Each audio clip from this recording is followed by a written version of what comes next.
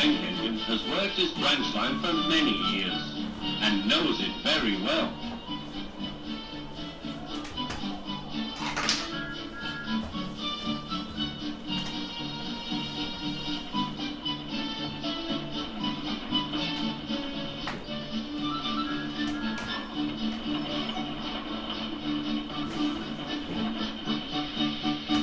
You know just where to stop, Thomas, laughed his driver. You could almost manage it without me. Thomas had become conceited. He didn't realize his driver was joking. Later, he boasted to the others. Driver says I don't need him now. Don't be so daft, snorted Percy. I'd never go without my driver, said Toby earnestly. I'd be frightened. Huh, boasted Thomas. I'm not scared. You'd never dare. I would then. You'll see. The next morning, the firelighter came. Thomas drowsed comfortably as the warmth spread through his boiler. Percy and Toby were still asleep. Thomas suddenly remembered. Silly stick in the mud, he chuckled. I'll show them. Driver said I could manage without him. I'll just go out.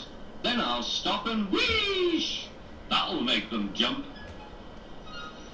Thomas thought he was being clever. Really, he was only moving because a careless cleaner had meddled with his controls.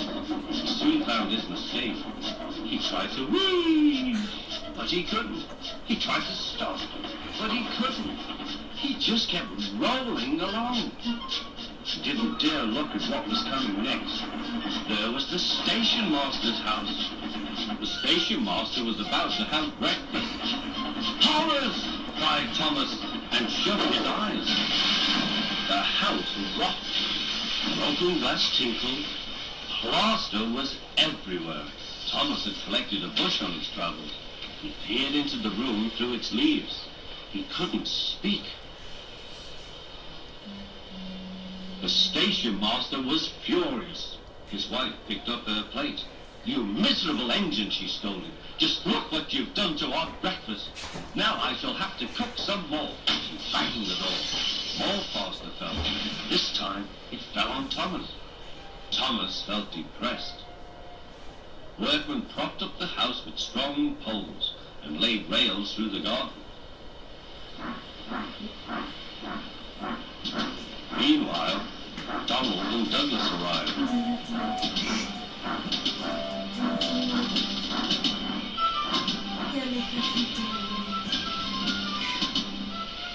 Don't bash yourself, Thomas. We'll soon have you back on the rails, they laughed.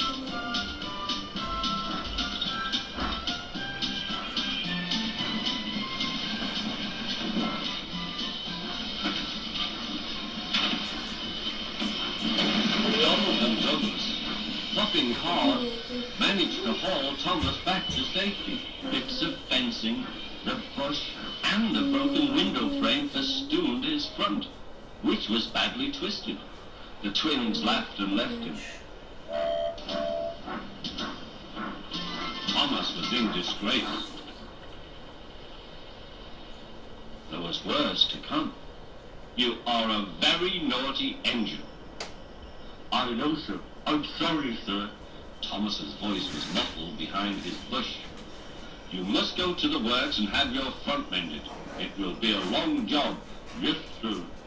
Meanwhile, a diesel rail car will do your work. A diesel, sir? Thomas spluttered. Yes, Thomas. Diesels always stay in their sheds till they are wanted. Diesels never gallivant off to breakfast in station masters' houses.